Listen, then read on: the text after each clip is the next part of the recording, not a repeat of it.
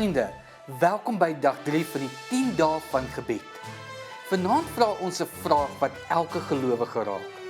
Is ons regtig gereed vir die dag wanneer Jesus gaan kom?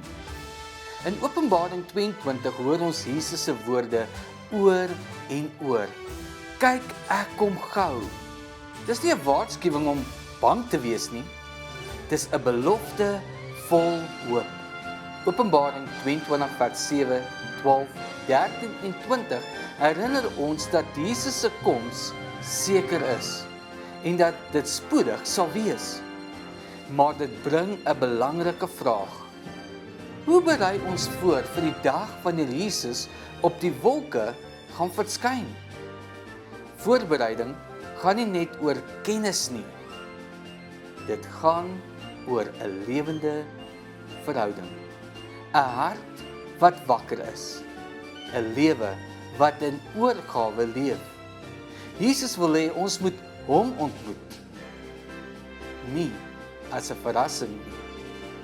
Nie as iets wat ons onkant vang nie, maar as 'n vriend vir wie ons so lank gewag het. So vanaand, deur gebed en die woord, gaan ons saam ontdek hoe om elke dag so te leef dat ons gereed is wanneer hy verskyn.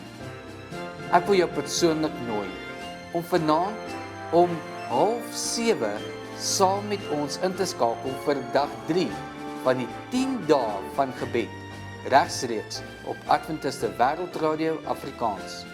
Luister saam, deur in te skakel op awrafrikaans.org/luister of volg die skakel op die sosiale media. Kom ontmoet Jesus. Nie eendag nie, maar vandag. Ons sien jou vanaand om 6:30.